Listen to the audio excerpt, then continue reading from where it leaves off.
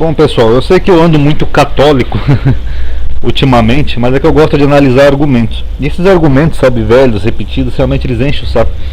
Que nem esse argumento que o rapaz falou no último vídeo, que a igreja católica é idólatra, então por isso a igreja católica seria a prostituta do Apocalipse, porque os protestantes têm essa rixa histórica com os católicos. Então vou fazer um vídeo aqui rapidinho, 2 minutinhos. Pronto, as coisas espirituais se discernem espiritualmente. Pronto, acabou o vídeo, tchau pessoal. Tô brincando, mas é assim que muitos fazem, né? Infelizmente, eles usam esse argumento para tudo. Então, idolatria, para quem não sabe, é a junção da palavra ídolo, que seria a representação de um deus, com a palavra latria, que significa adoração. Ou seja, você adorar, venerar, prestar culto a um deus. No caso, a Bíblia condena a idolatria, porque a Bíblia fala só de um Deus. Então, se você cultua outro Deus, então você está praticando uma idolatria. Um ídolo que não é, que seria outro Deus, você está fazendo latria, venerando, adorando esse outro Deus. Os protestantes acusam os católicos de idolatria por suas igrejas serem ornadas de imagens de escultura. Isso eles baseiam-se em Êxodo 20, quando Deus proíbe tal prática. Vocês podem ver na Bíblia, nos 10 mandamentos. Não fará para ti imagem de escultura. 4 pontos sobre isso. Primeiro, conforme eu já falei no meu vídeo, está aqui no YouTube, Graça ou Lei, o Problema Protestante, a proibição de se fazer imagem de escultura era um preceito da lei, portanto, para o judeu. Segundo o Novo Testamento, os apóstolos decidiram, por intermédio do Espírito Santo, apenas impor algumas coisas aos gentios.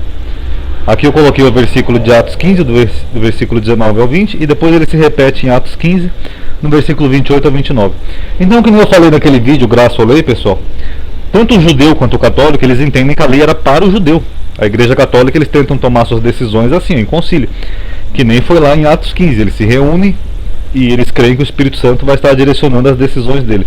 Então, se era um preceito da lei, não tem obrigatoriedade do católico seguir um preceito da lei para os judeus.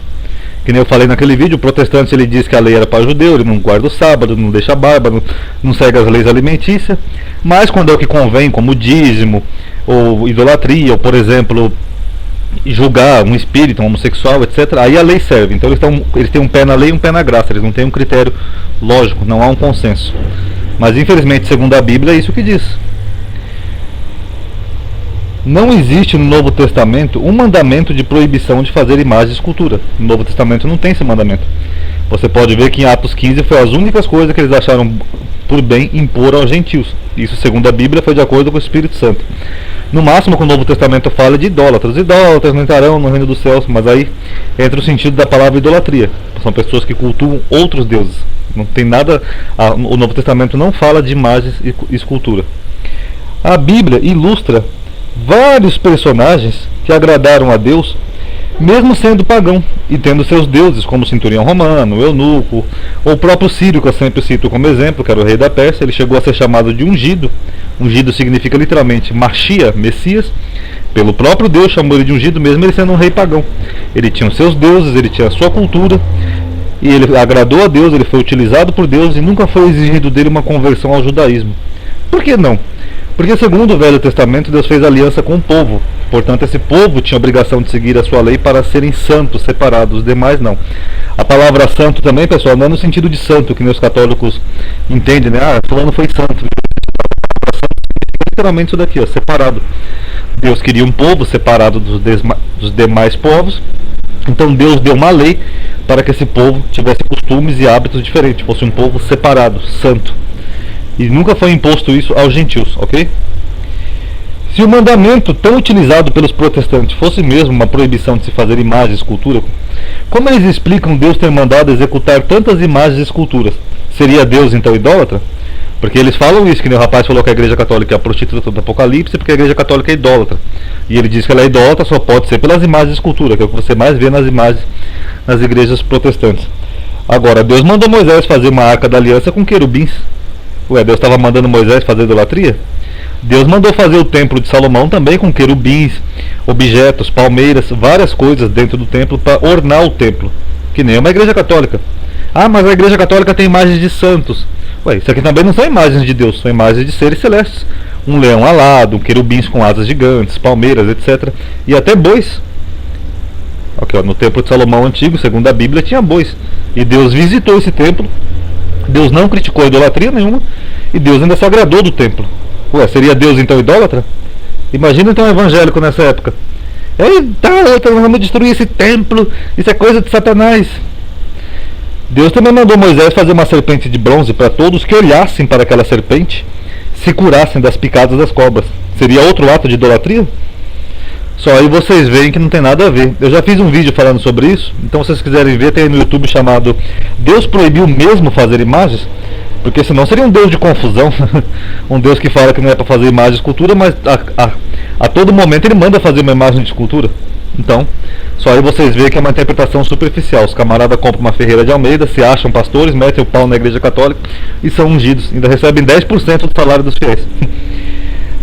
Terceiro, os cristãos faziam representações artísticas nas catacumbas onde eles se reuniam escondidos da perseguição romana.